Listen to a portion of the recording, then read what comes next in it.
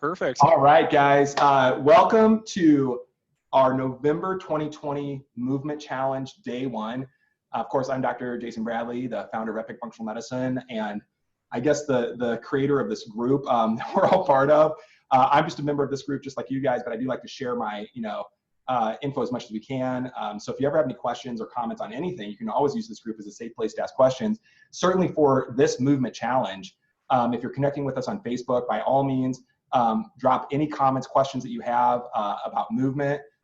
Dan and I are going to really dig into, why do we need to move? Why is it important to the body? Sometimes we lose motivation to take care of ourselves. What can we do in those situations? Through the week, we're going to be really developing on, the basics of, what do we need to be doing? What do our bodies need? How can we put that together? And really talking about laying that out for you guys.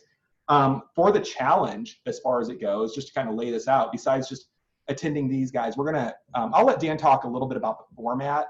As far as the day-to-day work goes, we're going to have some concepts that we talk about in the video. We're going to have some practical things for you guys to be doing, or thinking about, or writing about, or actually physically doing. And then we're going to have you guys just share your commentary through the week. As far as an actual challenge goes, I am going to be leading a balance challenge for the week. And so I'm going to be doing I'm going to be doing a 2-minute tip really soon, right after the call, this call. And my 2-minute tip, guys, is going to be, again, balance. I'm going to talk a little bit more about that. I don't want to, I'll dangle that carrot. I don't want to give it all away all at once, but I'll be sharing that with you guys as well. And I'm going to be asking you guys to, if you want to participate in that balance challenge with me, because balance is a piece of movement that we really don't think a lot about, but it's very, very important for us. As we get older, certainly we don't want to be unstable and fall over. I mean, that can come for a number of different, reasons, but certainly we can train our bodies to have a little bit more balance and proprioception and all of those pieces neurologically and muscularly, and et cetera. We'll chat about that this week. And ultimately, the way that we're going to be doing these challenges, and like I said, we'll talk a little bit today about logistics. We have decided that on the second week of the month, every month going forward until we decide to change it. And as you guys know, we are always adapting to what you guys want and need. But right now, it seems like what you guys want and need is the second week of the month. My team and I are going to set aside 1 p.m. to 2 p.m. Central, and we're going to chat about something every single month. So, like I said, last month, I think we did, the super detox with Nat. This month, we're doing movement. Dan, I don't know what's in December. Do you? I can't remember. It's stress through the holidays. Stress through the holidays with Rachel. Yeah. And like I said, we have something queued up every single month for you guys. And if you are following along in other avenues, I know that we're online quite a bit, but if you're my private client, you have access to the coaches on Mondays are doing Motivational Mondays. On Tuesdays, I'm doing a deep dive into labs, followed by a deep dive into lifestyle medicine. Wednesdays, of course, Wellness Wednesday, we talk about a topic, followed by a Hashi's topic or a thyroid topic on the second hour. And then on Thursdays, we have group coaching with our private clients. And then, of course, group coaching in this group as well. So there's a lot of opportunities to take this even further. And really, we wanted to talk about that through the week as well, because we know that a lot of you guys are coming to us in different stages of where you are. And sometimes it can be overwhelming to jump into a group and be like, okay, we're all going to do all of these 52 million things to get healthy and better, and let's just all start doing them. We want to help you guys make sense of it. And that's why we're doing these challenges topic by topic, detox, movement, stress management. We'll probably do detox again in January, probably hit hydration at some point. But, we'll be hitting these pillars throughout time to kind of remind us to do it. But at the same time, if you're just joining, really, I would just say absorb information, ask questions, participate in the group. Like I said, this is a very safe group. Ask as many questions as you need to feel that you have complete control over where you are. We're here to help you make sense of the noise. There's a lot of white noise.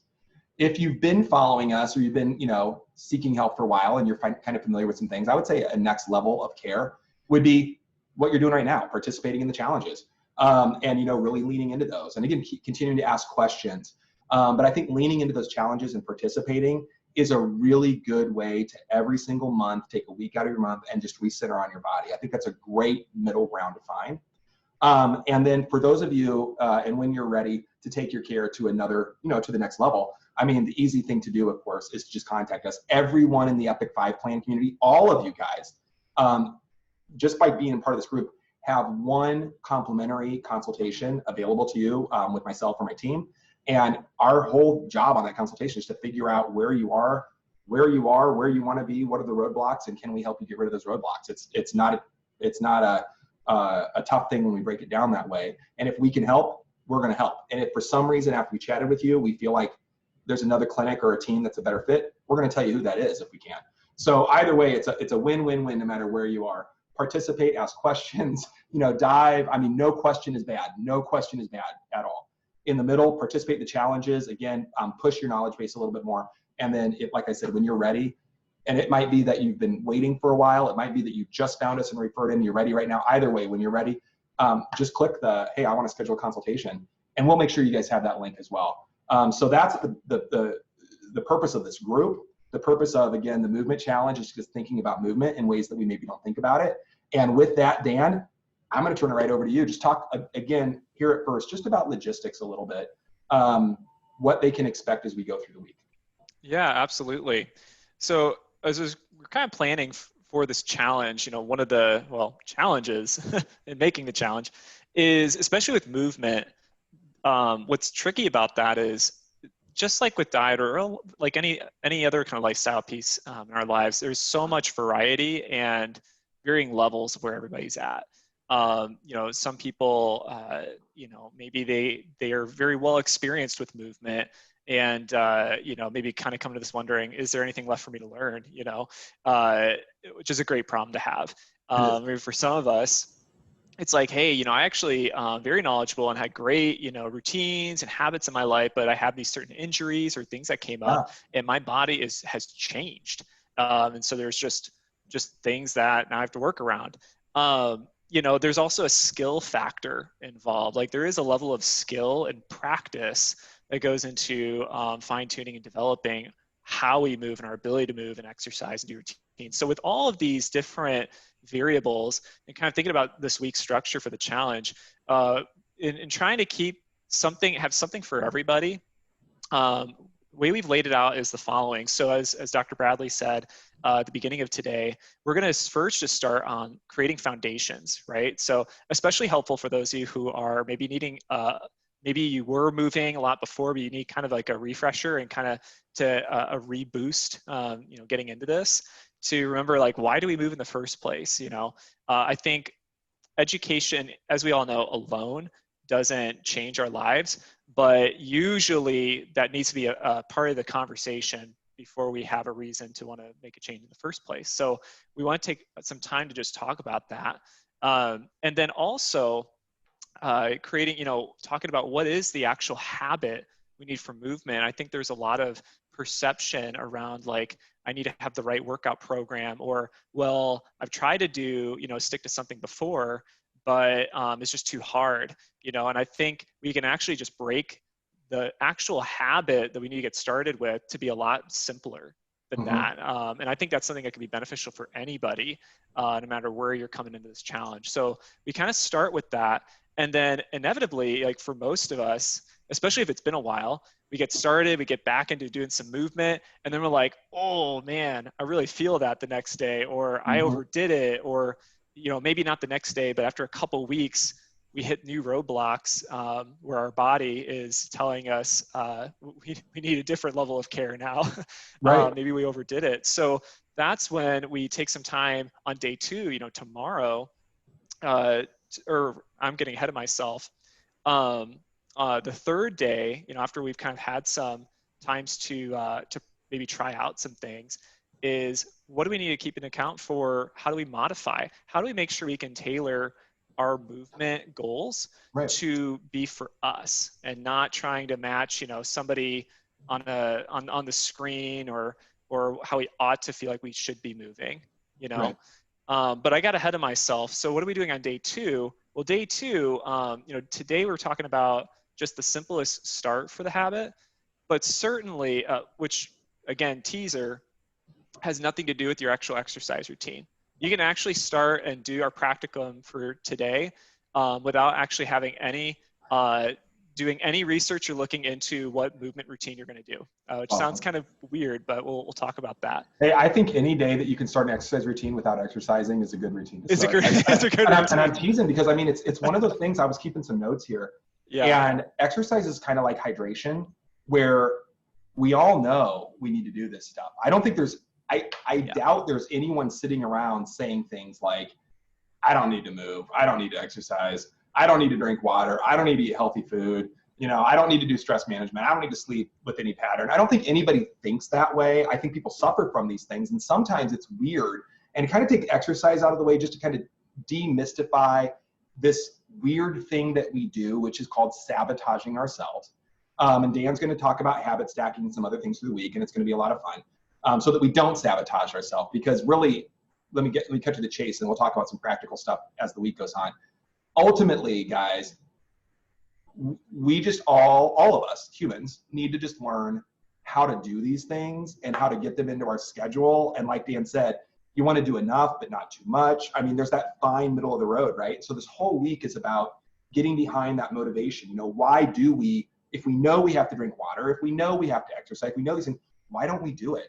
You know, why even on my phone and my watch, do I need an alarm that goes off multiple times a day just to tell me to drink water, right? I mean, it's silly if you really think about it. You know, and I mean, this is my job, is tell you guys drink water. So you'd think that I would just be doing it, right? But I have to get prompts. Rachel, my far better half, has to get prompts. So we're going to talk about some tricks that we do. I know I'm not talking about water, but I was just trying to debase it down to like, exercise is one thing, but just drinking water can be a challenge, let alone if we factor in what Dan was talking about with all those other overlays. I mean, besides the fact that not a lot of people love to exercise anyway. It's one of those things that a lot of us begrudgingly do, and I think we need to give lip service to that and just acknowledge it.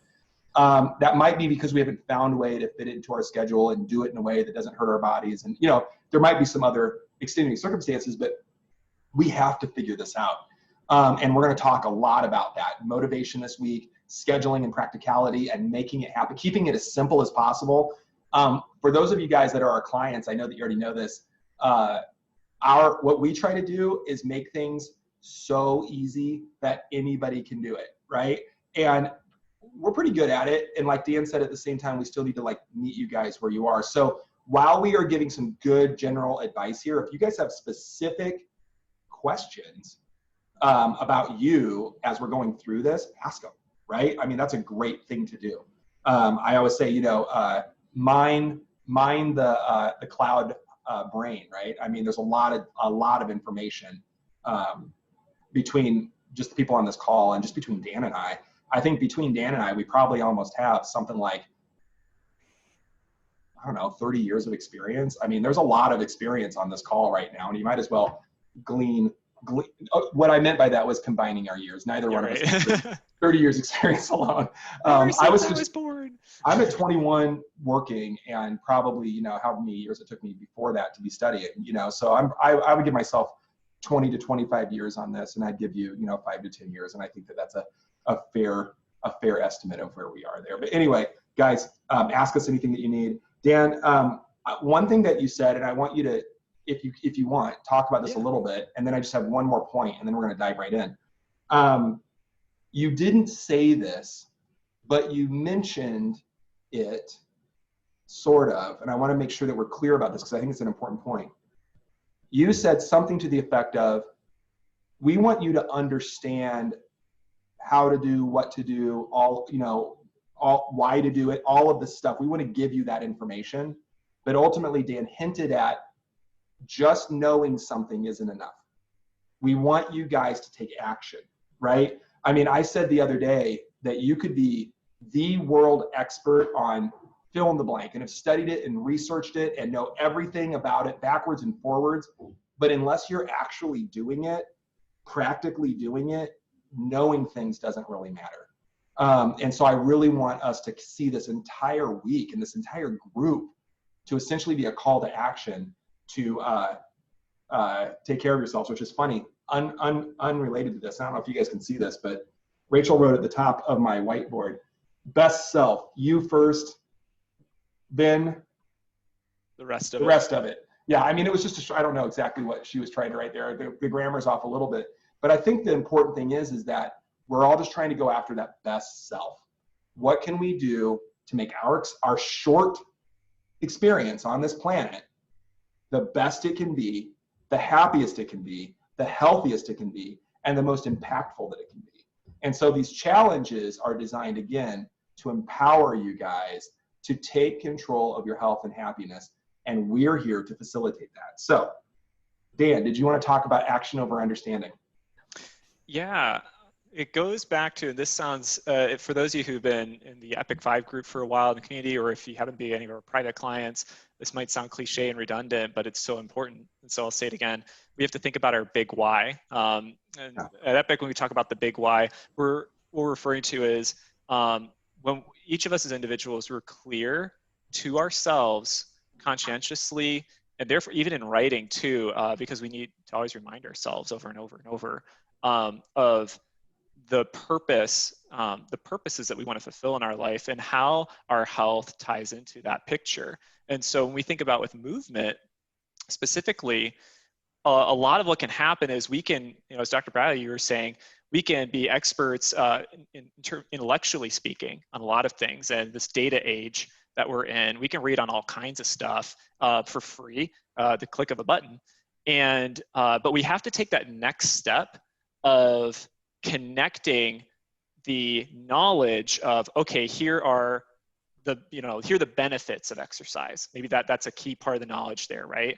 We have to connect those benefits to how do those benefits specifically bring, how are they specifically meaningful to what's truly important in my life, right, and the ability to live that out. So no matter for any of us, if we don't have a very clear, and even I would say a vivid picture, I think a visualization, something I'm fascinated by and haven't practiced a lot in my life, I'll admit, but if we can really visualize and vividly see in our mind's eye, like what that, like you said, that best self looks like, acts like, feels like, what that best self does in the day, and how that day plays out, and why we want to do that in the first place, how that fits in the big picture. If we're not clear there, then whether we're talking about movement or diet or hydration or anything else, there's going to be a struggle to apply and take action on those things. But if we lay a foundation of that big why, then it's a lot easier to plug in, hey, once you understand more of here are the benefits of exercise and what it can do for you, it can be easier to, connect, create that bridge over to application. And then so that's from a headspace standpoint, how that happens. And then really the next part from there in terms of further practicality is, okay, now if I'm clear on, okay, here's why movement can matter for me in my life and what I want to achieve and accomplish or do in my day-to-day, then that next point is, what could be that next step that's small enough that's still realistic? Making it so that essentially is the three pieces there: information, bridging that to our purpose, and bridging that into a realistic action step, i.e. small enough to be doable. And I think it all starts with, like you said, and we're going to get into that today, right? The big why, that's what we're talking about. Mm-hmm. Yeah. So I think that this is an important concept for us. And I will let you know that it's called different things, right? We call it the big why. Why? And the question is, why do I want to be healthy, right? That's the question, right? I mean, ultimately. And I know the easy answer here is, I want to be healthy because I don't want to suffer anymore, right? I don't like having migraines. I don't like being tired. I don't like not being able to lose weight. I don't like my hair falling out. I don't like diffuse body pain and migraine joints. I don't like inflexibility and weaknesses. I don't like constipation. I don't like cold hands and feet. I don't like, brain fog. I don't like no libido. I mean, should I go on? I mean, this is our classic clients, right? I mean, and I don't mean like we have clients with one or two of this. I mean, our classic clients have all of that and more. I mean, these are our run-of-the-mill patients that we're working with. Mm-hmm. And we're able to help them all. But when you start asking, like, why do you want to be healthy? And people are like, I just don't want to suffer anymore. I don't want to struggle. Okay, why don't you want to suffer and struggle anymore? All right, these are the questions. Like, there's always probably another why. Like, why? Well, I want to be able to do the things that I want to be able. Oh, like what can't you do? Like, why what do you need to be able to do? And we start getting down to it where people, and we're gonna all do a workshop project, I think, right? Is that part of our practical today? Yeah, part of the practical that we have posted, encourage all of you to do later today, after watching this, incorporates visualizing what that ideal healthy self feels like and looks like. And and I wrote down a note here too, Dan, that I just said, I tried to be eloquent, and so I'm going to read it, but it's not very eloquent. It'll become a quote. You guys are watching the soon to be Instagram post in its fruition right now, right? Insert wise quote. Yeah, insert wise quote here, right? No, I just said that when we realize that the pain and the struggle of making changes that we need to go through to get to where we want to go, right? Roadblocks, resistance, struggle, pain, changes. It could be something as much as I don't like drinking water and I only like drinking Pepsi, right? I need to drink more water. Sometimes that's the challenge, or maybe it's exercise, or maybe it's changing diet, or maybe it's changing relationships or jobs. I mean, it can be big roadblocks here, right? But once we realize that the pain and the struggle of making those changes, even though it may be enormous, once we commit to the outcome, forget it. I mean, we got to deal with this, but once we commit to, I want to get over here for these very real and emotionally motivating reasons, and I'm going to share mine toward the end of the call here, and that we focus on the real outcomes of health, happiness, security, all that stuff that we want for the reasons that we want and need it. Honestly, guys, the struggle and the pain I just wrote will seem like nothing. What I mean by that is, I don't mean that it's going to be, maybe it's exercise and your body has to, no pain, no gain. I'm teasing a little bit, right? But maybe we have to push those muscles a little bit. Maybe we have to get out of our comfort zone. But once we commit to the outcome, getting out of our comfort zone to resolve these roadblocks becomes easier, much easier. I won't say it's not challenging, but it's much easier when we keep our head here instead of wallowing over here and worried about the roadblocks. What do I need to do to get here? I'm willing to do it because my reasoning, my big why, is so big that when I say it out loud or read it or share it or whatever it is, have my spouse read it to me, my kids read it to me, whatever you need to do, post it around your house. When I get a hold of that, I'm so motivated to take care of those roadblocks that I will go out and exercise today. I will drink my water. I will do my stress reduction. I'm going to keep my diet straight. I'm going to go to bed and get up at a healthy time. All of that stuff. So I just want you guys to know, I know the struggle's real. I don't want to pretend that I have it easier than you or Dan has it easier than you. We struggle too. Dan, do you struggle? Mm-hmm. Yeah, we do. Yeah, absolutely. Right. Cool. Well, I want to share my big why, but you want to talk about, I gave a little hint there, but do you want to talk about that a little bit? Why do we want to be healthy? Like walk me through the big why and the practical part of what our folks should be thinking about tonight. Yep. When you think about the big why, there's a couple of approaches you can do it. And Dr. Bradley, you already got to touch on one of them, which is, whatever, I think a really simple way you can do it, and you're alluding to this already, is whatever answer you give for that, like why, I ought to exercise more because, and then you state why. Whatever that answer is, ask yourself why again, and then go as far as you can. For some people, it's like two levels deep, or two questions deep, I should say. For others, it's 3 or 4 or 5. But the farther you can go, the closer it's going to be to the root of what really matters most to you. Yeah. And so practice. So as an example, like what you're saying, like, okay, I want to exercise so that because I want to lose weight. I'm just going to go with a very cliche answer here that's very common for a lot of us, right? And very real. When if we're overweight, we lose some weight, burn off some body fat, that's going to reduce inflammation, and there's a lot of good things with that besides just self-image or things like that. But certainly, there could be a lot of things. So, all right, I want to lose some weight. Why do you want to lose weight? Okay, I want to lose weight because, and then whatever that answer is.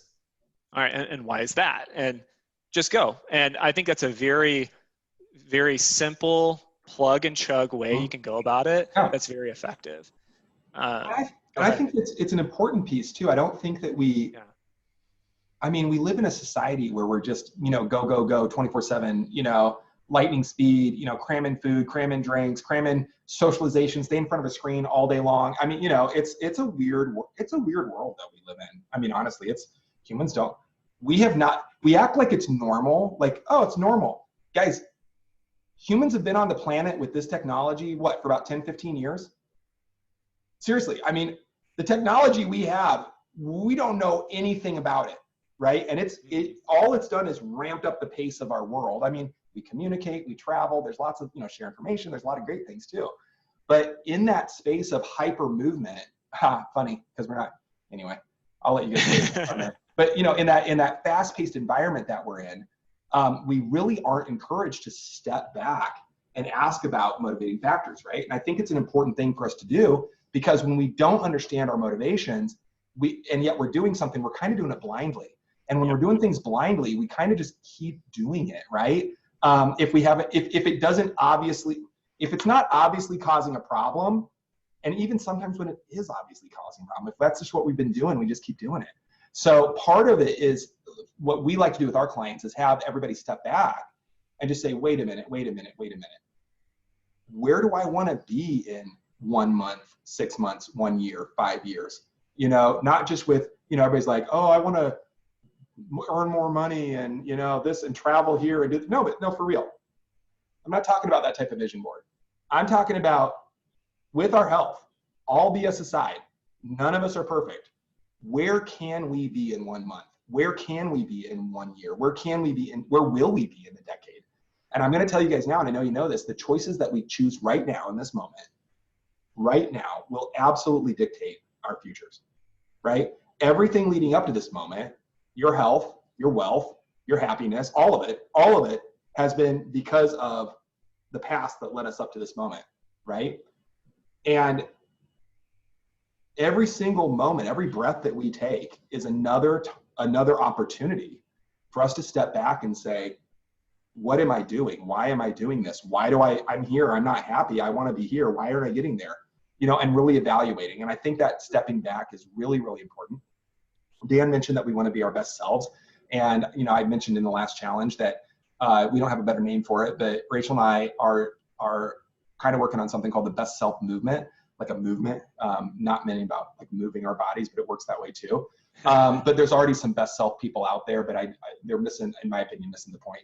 And there's also a company called Best Self Movement, which is actually an exercise company, which makes sense, right? But nonetheless, I think that you guys get the idea, like, what can we do to be our best selves? And ultimately, even though I don't think anybody's sitting around that wakes up in a day and is like, I think today I'm going to choose to be phoning it in and low level and average, and I don't really care about my impact. I don't care about how I feel, and I'm just going to do this for the rest of my life. Nobody's feeling that way, and yet we all continue to sit in that rut and suffer. And at Epic, we know there is a system and a strategy to get you from point A to point B to point C to point D and finally lay down that. But ultimately, it comes with the commitment to the end. Because no matter what we do, even drinking more water, something as simple as drinking water, let alone movement, let alone changing your diet, let alone, hardcore changing your sleep patterns or taking 20, 30 minutes a day to step back and do some stress reduction and management of your emotional self, right? When we start thinking about that, all of a sudden it gets a little overwhelming. And I want you guys to know that everything we're asking you guys to do are very simple. It's meant to take up seconds or minutes of the day, not 10 hours a day. And I just want us to go into that with identifying, like Dan is saying, keep asking why until we get to that motivating factor, right? I would love to share my story, but Dan, you know what? I don't know if I have heard it, but I don't know if I know your motivating factor. I don't know if I know your big why. Maybe if I do, I've forgotten it. Would you want to share yours? Yeah. Specifically with movement or just in general or both? Mine, I don't know. That's a great question. I have one driving why. I boiled mine down and it fits with all of the pillars in self-care. But again, I could also see that there might be different whys, right? I mean, that's fine too. So everybody's their own person, right? So yeah, I'd love to hear yours. Absolutely. So I'll share kind of the general part, like overarching, and then I'll also share more specifically, like where does movements fit into that big why as well. So for me, it's very spiritually driven. I would identify in terms of my own beliefs more along, with Christianity, and specifically in those beliefs, at least as I understand, have grown and understood the Christian belief is that there are, a few things in life that are eternal, people being one of them, and being one of those things. And ever since, I studied at the University of Iowa, I was involved in a student organization that helped me grow in my faith and in my spiritual beliefs. And one of my mentors, I think I was always encouraged, was challenged with the idea of like, when thinking of, well, what happens next? I'm graduating. What do I want to do with my life? What do I want to do for a career? What do I want to do? And thinking back to how, no matter what it is I do for career or, my work or volunteering, however that fits in, right? I've always been challenged with the idea of whatever I do, I want it to be an investment in people. Now, it could be an indirect investment in people. Like maybe the work I do isn't with people, like in customer service, right? Where you're actually working with people on a frontline position. It could be indirect that helps enhance and flourish people's lives. That's investment. But I tend to gravitate more toward that role of where there is more of a direct line of connection with people. Hence why even in the past, I seem to keep gravitating to customer service kinds of lines of work. And I did know I want to do health coaching because, and kind of going into that big why, I realized it's something I integrate in my life, and how this ties into my spiritual beliefs is that, well, regardless, at least in my belief system, although there is a spiritual self and like a soul self, it's still connected to a physical body. And it's something at least in that belief system, I can't escape from. Whether I want to be my best, somebody wants to be their best selves for spiritual reasons or for very, material reasons or whatever suits your fancy, you have to deal with that with a physical body, right? And is that physical body keeping you from those things, or is it helping you move forward in those things? All of us, we have a bad night of sleep, no matter what we're into and what motivates us in life. That's going to get in the way. A poor night of sleep is going to get in the way of that. So I thought, man, when I can be healthier for myself, that enhances my ability to help other people. And then when I help other people being able to be their healthier self, then whatever they're into, that will flourish more. And that's therefore an investment in people. So that's kind of my big why in terms of being healthier, is that it helps me to be able to help enhance and flourish other people as well. And it goes back to that fundamental foundation of wanting my life to be an investment in something that is, at least according to my own beliefs, right, eternal. I know not everybody thinks that, and that's okay. But that's how it all ties in for me. And I'll admit it, that big why is something that I, in my best version of myself, I'm aligned with that. And when I'm not, it's a very selfless sounding purpose, and I'm not always in my best version of myself being very selfless. So, but that's, I think, the big reasons. And that's a tough one too, because, I know that we're all, well, not everybody. I remember when I was in college, and I know a lot of people had the same experience in college, in some of their ethics classes or whatever you're taking. There's that whole concept of, can there be any true altruism in the world, right? Because ultimately, most people that are altruistic are doing it. I mean, I hope they're doing it for right reasons, but subconsciously even, there's a feeling of doing good for the world, and that might even be a motivating factor. So there's a philosophical question if we can truly be good people at all. And I mean, that's dangerously close to like original sin, right? Like we can't even be good people, because even if we do good things, we feel good about doing it, and therefore we got to benefit from it. And there's no true altruism, right? I think that's an interesting concept, but I totally hear you on this, right? I did draw a little picture here to kind of explain a summary of what you said, and then also my belief system, which I think that you guys will see. And you'll also notice that I'm a really good artist here, right? And I think the camera might be flipped, but I drew the car as a body, and the person driving the car as a spirit. And then down here I wrote, you have your spirit, and you have matter, right? Right? Yep. And then in the middle, we have the interface.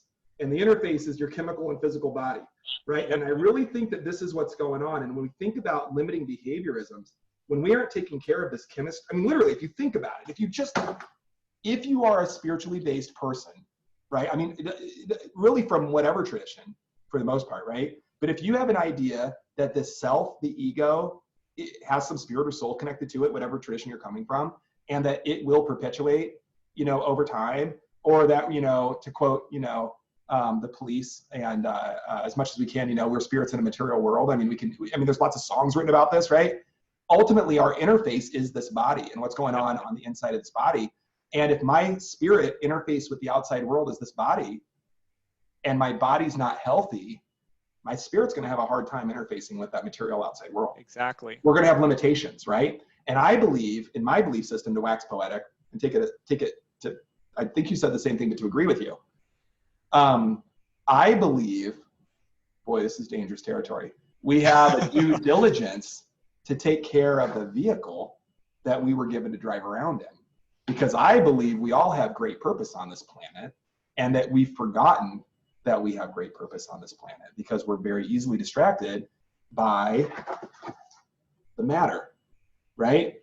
Shiny new objects, right? I mean, and shiny new ideas and new relationship energies and all this new, like shiny, shiny, shiny. And we're not stepping back to say, wait a minute, instant gratification is one thing, dopamine hits and whatever else. But what do we need to do to take care of this body?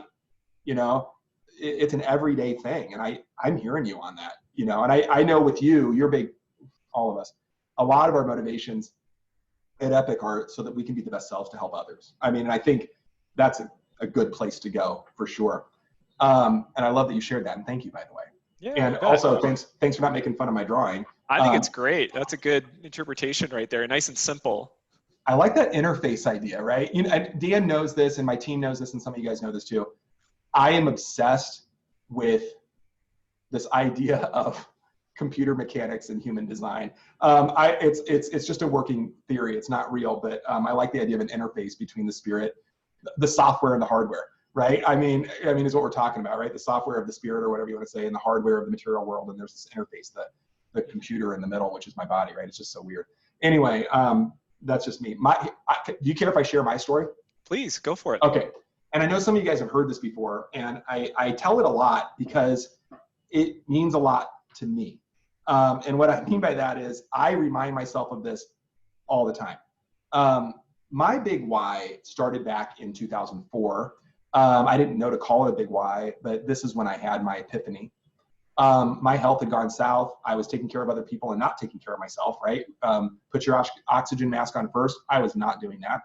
I had let my weight go. I'm going to start, telling people how to eat, and then I'm going to start doing it tomorrow or Sunday, or I'll sort of do it. I'm kind of doing it, but not really living in alignment with even what I was telling people to do. My weight got up to 275. My hashies flared up. I had so much migraines, heart palpitations, and cardiac issues.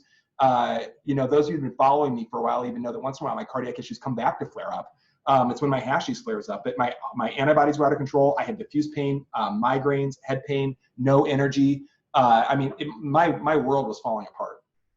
I was already in a bad space, but I knew what I needed to do. At least I knew some things.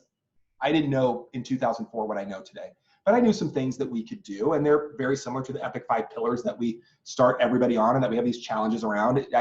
Not anything to do with the chemistry that we do in the deep internal dive for personalized medicine. That I knew what to do, and I wasn't doing it, and I just intended to do it, and my life was falling apart. And very long story short, I flew down to Texas for a cardiology event, a seminar, right? And I'm not a cardiologist, but and people that follow me know that I'm always out and about, trying to be the best ologist of all the ologies, trying to understand what's going on and what's hot out there, right? And I think every doctor should do that. But nonetheless, I'm at a cardiology convention, and I show up and I check in, and I'm sitting there and I'm not feeling good at all. And I turn to the guy next to me. I have no idea who this guy is. And I said, I don't feel good. And I think I'm going to go to the walk-in clinic. It was the Nix Medical Clinic around the corner, ground floor of a 30-story hospital, right? Downtown San Antonio. And I said, I'm going to go to Nick's. I'm going to get checked out. I don't feel good. And I made a joke. If I don't come back after lunch, tell my kids I loved them. Ha, ha, ha. Right? And he said, ha, ha, ha. But brother, you don't look good. You know, go get checked out. Something's not right. I didn't look good. I didn't feel good.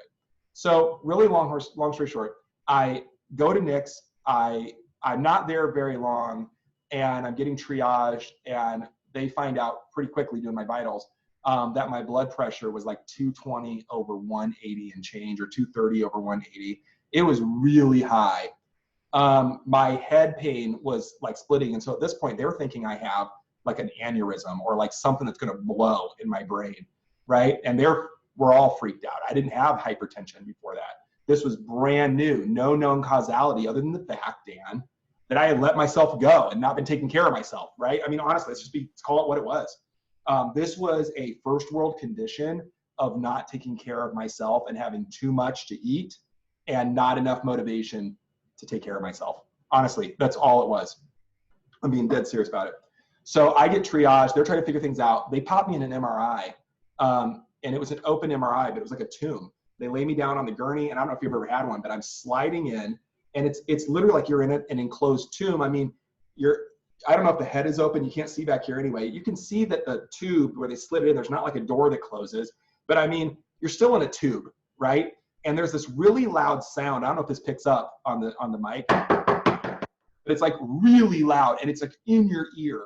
And they make silly jokes like, hey, what kind of music do you want to listen to while you're in there? You can't hear anything because the knocking is so loud. So since we were in Texas, and because I handle my stress with humor, I said, I'm sure you have both kinds of music here, right? Country and Western, right? Haha. I stole that from the Blues Brothers, I think. But nonetheless, so I'm in that tomb, and this is what's going through my head.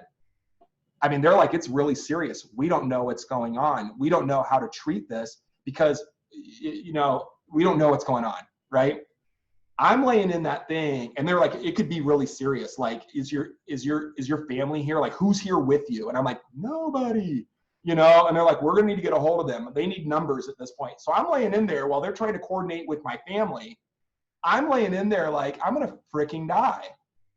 I'm gonna die. I'm gonna stroke out right now, or I'm gonna blow an aneurysm, and I'm gonna die in this tomb of an MRI.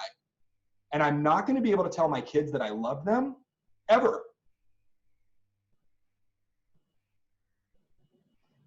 Ever again.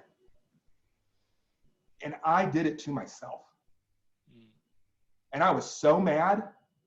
And I was laying there making a bargain with God.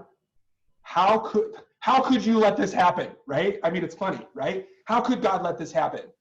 I know so much and can help so many people. How can you let me die right now? That's not fair to anybody. It's not fair to me. It's not fair to my family. It's not fair to the people that I can help.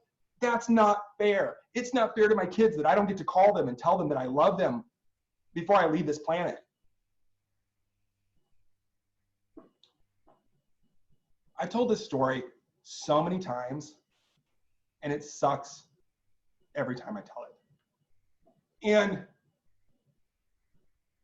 like I said, I made a deal. I don't know. I mean, I was praying, and I'm like, if I get out of this alive, and I did, I'm going to dedicate myself to making sure the people around me know that I love them. I will never let a day go by, ever, without being present with them. And I also dedicated to taking care of myself. And I dedicated the rest of my life to just serving and loving others. I want to live. Here's my bargain. I will be my best self so that I can live to tell my kids that I love them, because they deserve that from me at a bare minimum. I should be around for them at a bare minimum. And damn, that's what keeps me going. On those days that it's too much to go get water, or, with our movement, as you know, we have it down to like 30 minutes, a 30-minute walk, a day. So we take the dogs out for 30 minutes. There are days I don't want to do that, right? But I do it. We try to do hits, minimum of 3 times a week, 5 times a week, whatever you're doing there. There are many days I don't want to do that, right? But you got to get it done.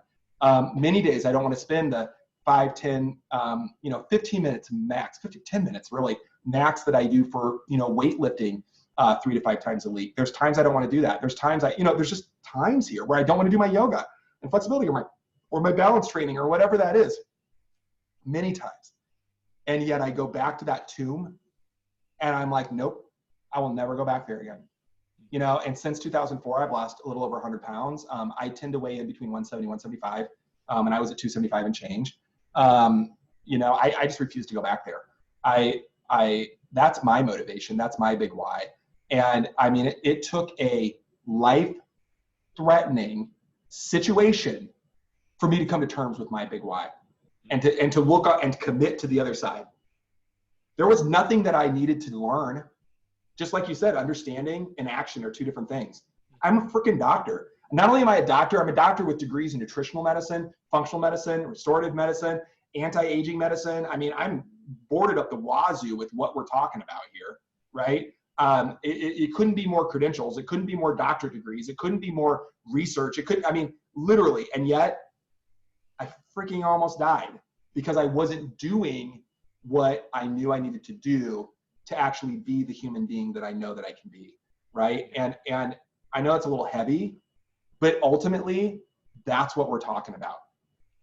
It's that level of commitment, whatever that big why. Like I said, I wanted to lose weight. Who wants to weigh 275 pounds? Unless you're like a linebacker for Iowa or something, right? And your NFL career, relies on that. That's great. Awesome. Do it, man. But really, who wants to weigh 275? Who wants to have that pain? Who wants to have brain fog, no libido, migraines, migraine joint pain and feel like crap all day long, every day, right? With no energy on top of it. Nobody wants to feel that way, but that wasn't even motivating enough. I wanted to be better. I don't feel good. What do you want? Well, I want to feel better. Let's talk about what's, sometimes it's not the roadblocks that are the problems, right? It's the commitment to the outcome.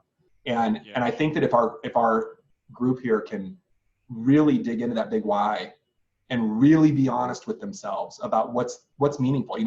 Honestly, I know some people, God bless them, and I mean this out of love. There are some people that their kids would not be motivating, right? I just want to be honest. Like, let's just be real. There are some people where I could tell that story and they're like, not my kids, man. And I get it. That's fine.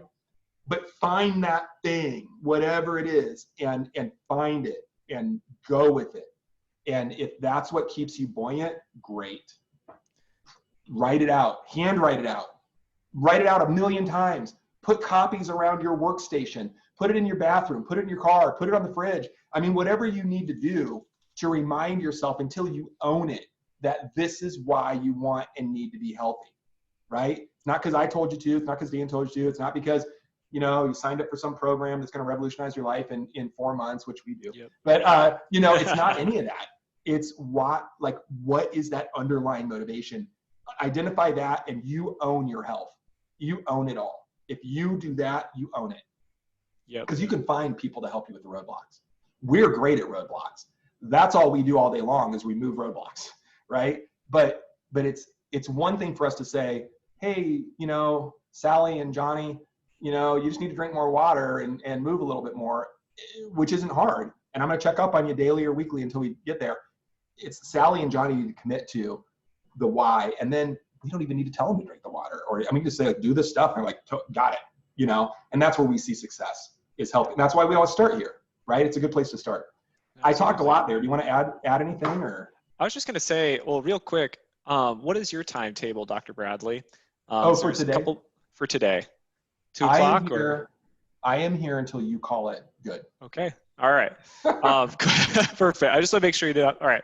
So yeah, in that case, one thing I'll just mention too, as you guys are thinking about what is your big why?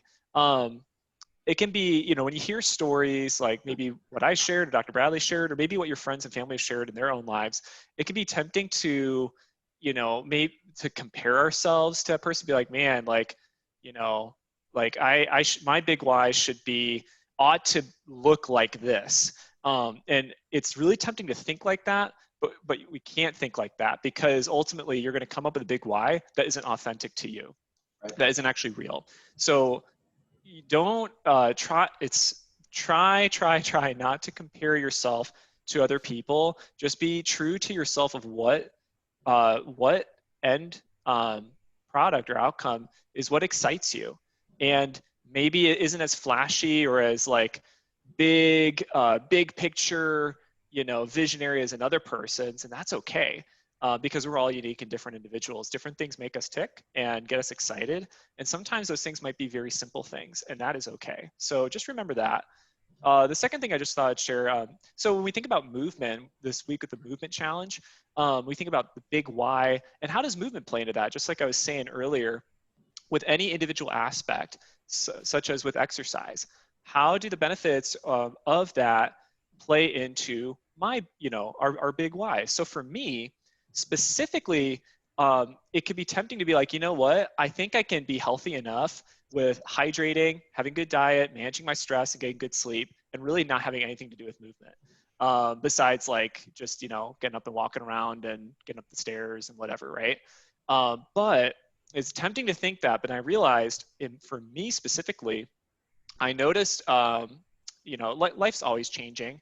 And as I've transitioned to, being married and then now having my first kid, I realized like, I am not a morning person. At least that's how I label myself right now, is I'm not a morning person. And yet my life is demanding, necessitating the need to have more structure there. And I've noticed that the habits I had with my routine, going to bed and getting up, was I could see down the road it was going to lead to negative consequences and some, brokenness or problems of the quality of my relationship with my wife, or how my mood going into the day and how I serve my clients, let alone perceive myself. So for me, exercise, ironically, has less to do with movement itself, like getting strong and all those things. And really, for me, it has to do with when I get movement as a part of my morning routine, it gives me structure that's lacking to create a healthier space mentally and emotionally and spiritually and relationally for myself, for my wife, and therefore my family, when I have movement in there. And, I don't know what it is about movement, but that is something that works for me. It gives me that structure. And then, and again, benefits of movement, right? I mean, there's a lot of them, but how the benefits play in my life is, number one, helps my mood. Number two, it keeps my body loose so that I'm not feeling stiff at the end of the day, because I actually ironically sit a lot. And I've noticed when I'm stiff, it affects my mood and my emotions. I'm grouchy, and I can't quite tell it because it's something that's not mental. It's physical. So those are just a couple of things that for me are important enough that making sure I create a structure where I dedicate to showing up in my basement for a certain amount of time as part of my morning routine is what I do. And then movement just happens to be what I do in that time. So that's just a couple thoughts there. Before I kind of transition kind of to the last part of our time, Dr. Bradley, in today's discussion, I'd just love to hear from you. What are some other benefits of movement you kind of want to share? I know I shared about like, keeping our bodies loose, helping with our mood, and therefore our mindset. There's a stress component there. What are some other things you'd add to that you found directly influence, impact your life? There's just so much there, man. Right? I mean, it's such a huge question, right? It is. I mean, I have found the longer I am committed to health and happiness, I will say that it started to dictate like smaller choices in my life. And I think that ultimately with health in general, whether it's movement or anything else, I think it's an accumulation of small choices that compound together to have massive effects, right? So it's hard for me to say like what else, because I mean, I think that the harder question would be, or I don't know, easier question would be, what aren't you doing to help your health, right? I mean, because I think that ultimately I just come back to the 5 pillars, where I think that, as an example, if we're not hydrated, our muscles are dehydrated, we're going to build up lactic acid, they're going to hurt more, right? Hydration also can dictate energy and a lot of other things there, but that's one thing. When we're exercising, we also are really using it as a detox. We don't talk a lot about it, but we're breathing, we're sweating. I mean, we have a lot of detox going on. So if we have impaired detoxification pathways, that can be a problem, right? And those toxins that aren't able to get out of your system can basically get reabsorbed and get back into your system. And it can cause a perpetual state of kind of burning off toxins and then redepositing toxins that becomes inflammatory. So a lot of people, when they start exercising, when they're not hydrating enough or detoxing, they can feel that soreness, right? I would say, coming back to what we were talking about earlier, when we're listening to our bodies, you know, if you decided to get up and, man, I haven't walked in 5 years, and I'm you know, other than around, and I'm going to go on a 3-mile walk, you know, and that's what I'm going to do. And you come back and for like a week, you're in extreme pain or sore, or you know, I would say that might've been too much for your system, and maybe listen to that system and what else do we need to be doing, right? So again, I think on some basic level, it's accumulation of small things. And I think that's why we get the success that we get with our clients, because we're able to say, do these really small and doable things. And I mean, I hear feedback on the coaches, right? Because we all interact with our clients a little bit differently, right? But I like what I hear all the time, regularly anyway, is that, hey, Dan or my coach, you know, I didn't even realize. Some months will go by and then I'll have an interaction with the client to say, hey, how are you doing? It looks like things are going well, and et cetera. And they're like, you know what? It's going really well. And I've made so many changes, and it wasn't even hard because the changes that the coaches had to make were so, like I said, you know, schedule in your phone to drink more water. I mean, it's not hard. It's just doing it, you know? And I think that that's where the coaching comes in. Honestly, I mean, full disclosure for anybody watching this that's not my private client. You guys already know, for those of you guys that are my private clients, you already know that I am the big picture guy. I am here's what we found, here's what we need to do, here's where we need to go, right? Here's how we're going to take care of those roadblocks and do it. And then Dan and his coaches, they have methodology, right? They're like, hey, Dr. B wants us to do 504 things by Friday. Let's break it down in tiny, easy little bites, and we can just swallow them one bite at a time. And they, no pun intended with the diet, right? But nonetheless, it just is that really simple, you know, we call them SMART goals. Rachel wants to change it to SMART targets. I'll explain why. Goals seem a little bit more amorphous. Targets are pinpointed. So I think she's probably right with that language. But, you know, something that's simple, measurable, attainable, realistic in a short time frame.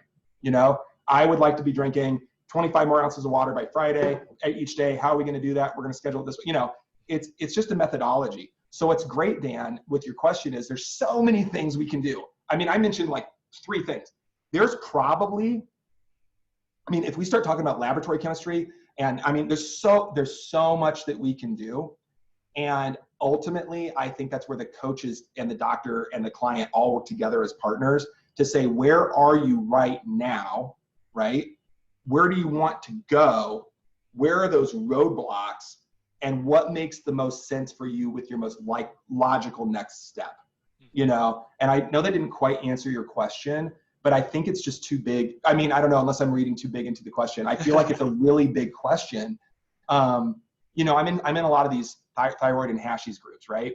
And people, and here's the frustrating thing. I'm not even allowed to answer this question.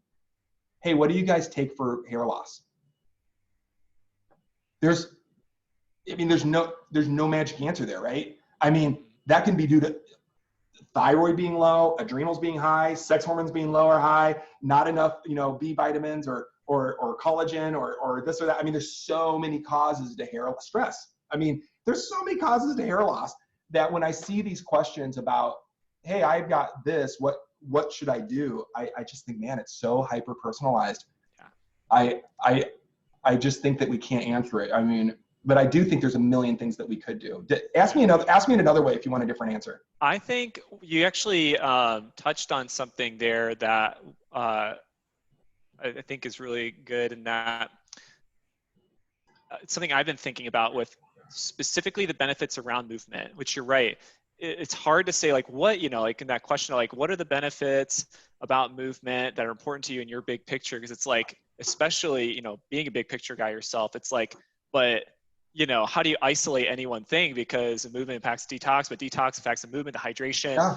And one of the things I've been intrigued by and been thinking about with the benefit of movement and why it's important for every single one of us on this planet is one of the big picture things movement can do for us is be a catalyst to further the efforts of those other areas. So if you're starting to lay foundations of hydrating well and getting a good diet in, working on your stress, and then you put movement into that, it speeds up the benefits and the effects of all those other pieces. Absolutely. I think, yeah, I was just going to share something over nothing. I have these Post-it notes next to me, right? Anything is better than doing nothing, right? Yes. I really mean that. And then this is one that Dan will understand, but I'll just explain it real fast. But what Dan's referencing here is find a stable datum. He's heard me say this before. When things seem confusing, when we latch on to one thing, something that's stable, and a datum is one piece of data, right? So find something, one thing, and it's stable.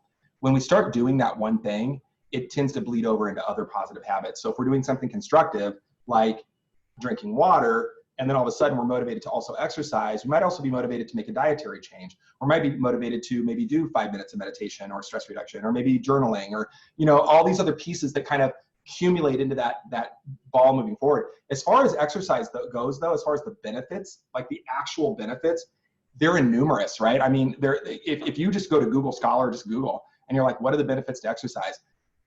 Beyond the let's lose weight and, get ripped and like all this aesthetic stuff, which honestly, if that's what's motivating, by all means, I'm okay with that. We have some people whose entire jobs are to be in front of cameras.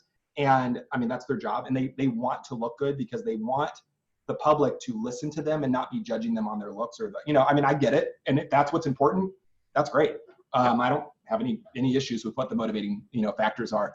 But nonetheless, coming back to that, beyond the looks, of course, there's a massive amount of literature between exercise and cardiac health, right? There's a massive amount of literature.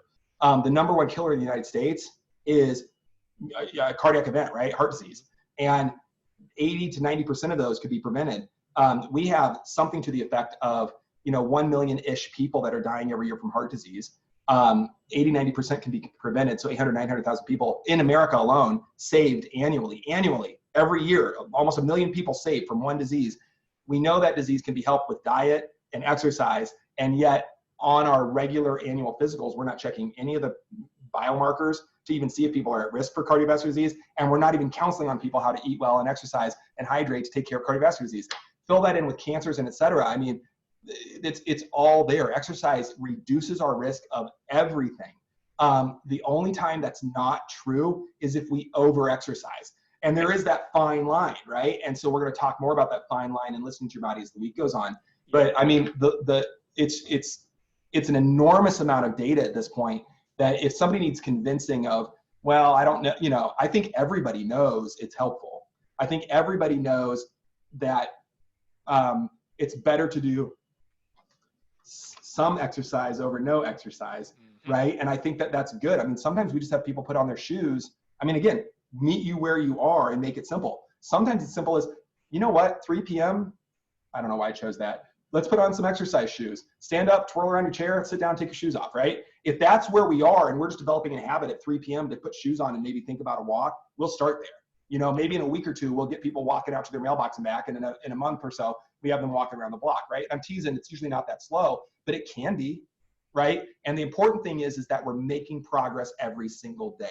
Baby steps, cumulative effect, right? And again, to always invoke Walt Disney whenever I can, keep moving forward. That's what we're doing here, is just to keep moving forward. Every day counts, every moment counts, every choice counts, and we're just going to keep moving forward.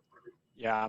What you said of something over nothing, it ties in really well to kind of wrapping up our time, talking about the last piece here of what is a strategy that can help us get started with the habit of exercise that has nothing even to do with figuring out the details of your exercise routine. That's what we're going to talk about a little bit in day 2 tomorrow.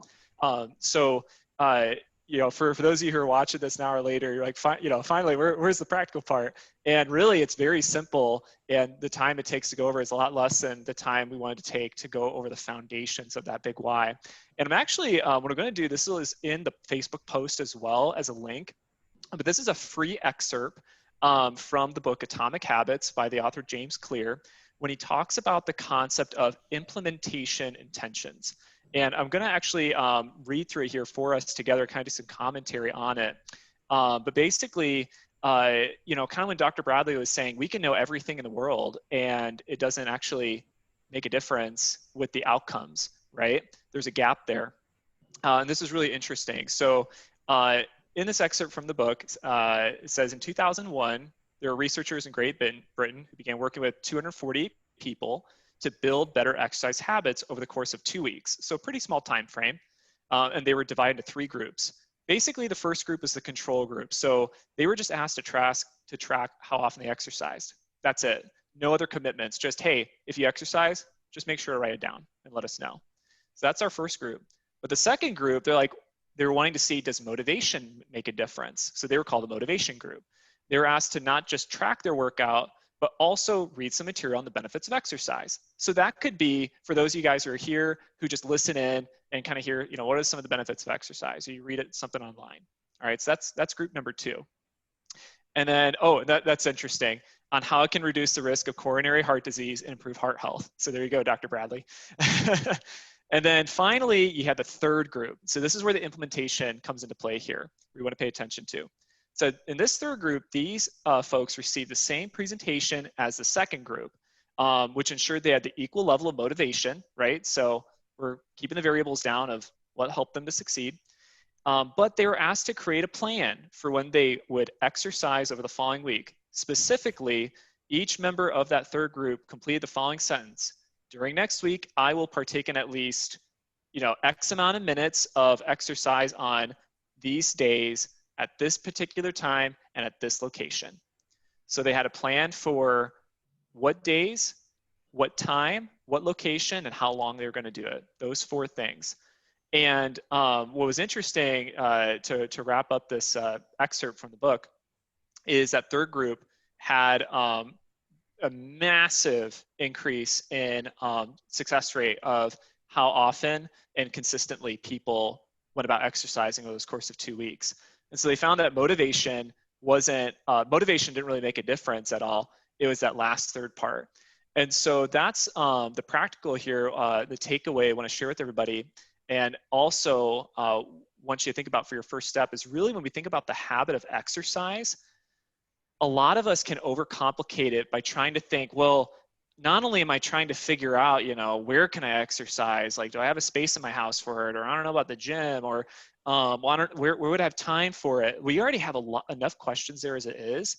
And then we also compound the complexity and the barriers, and therefore the self-sabotage, with trying to think at the same time, well, what workout am I going to do, and what's my exercise routine? Gee, that's a whole other project, and that's just overwhelming, and then we don't go anywhere. So let's just can that whole second half of figuring out the details of what movement you're going to do, and just focus on that first part of scheduling it in, being clear. And knowing if a friend asked you, where do you exercise? You're like, oh, I exercise at such and such location, or I have a space in the corner of my basement, or I've got an area in my garage I've got cleared out, and that's exactly where I exercise. Being able to answer that and know, yep, you know, for example, Tuesdays, Thursdays, Fridays seem to be the best days in my week to be able to make this practical and realistic. That's what I'm going to do. You know what? I don't even know if 15 minutes makes sense, but I sure as heck got 5. So we'll start with 5 minutes. So that is all you need to start with.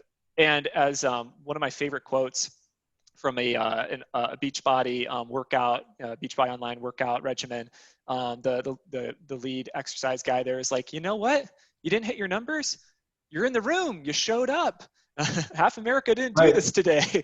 And that's exactly what he's talking about is, did you just show up at the time you planned for yourself? And if you're consistent there, you've got all the time in the world to refine that habit for the routines that you want to do to get more of the results you want to create. And just to give you all an example in my life, you know, Dr. Bradley saying none of us are perfect. I have finally, by thinking about implementation intentions, I have had the longest stretch of fairly consistently, week to week, having some kind of movement or exercise in my routine, because I've lifted the pressure off of trying to like meet the numbers or like stick to a certain exercise regimen. And instead, it's given me the flexibility to go, you know what? I don't know what the heck's going on with me today. I'm extra tired. I really don't want to do this. You know what I can do though? I don't know if I can do that leg day today that takes a lot of muscle and strength, and I just don't feel like up for it. But you know what I can do, right? Because as Dr. Bradley said, something's better than nothing. I can still show up, get up at the time I always do, go to my basement. I'm going to do some yoga, just some stretching, light yoga, and I'm still showing up and keeping that routine and that habit alive, even if what I did in that habit looked different that day. And I think that can be a much simpler way to approach it. And again, once you have the routine in, you've got all the time in the world to figure out, what is that best kind of exercise for you, and what do you like doing the most? And again, that's kind of what we'll get into in day 2. So as we start to kind of wrap up today, and Dr. Bradley, I'll go back to you if you have any last thoughts to share.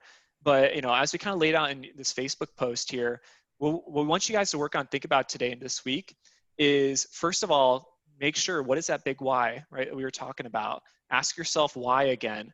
And then whenever you answer that question, ask why again until you really get something solid.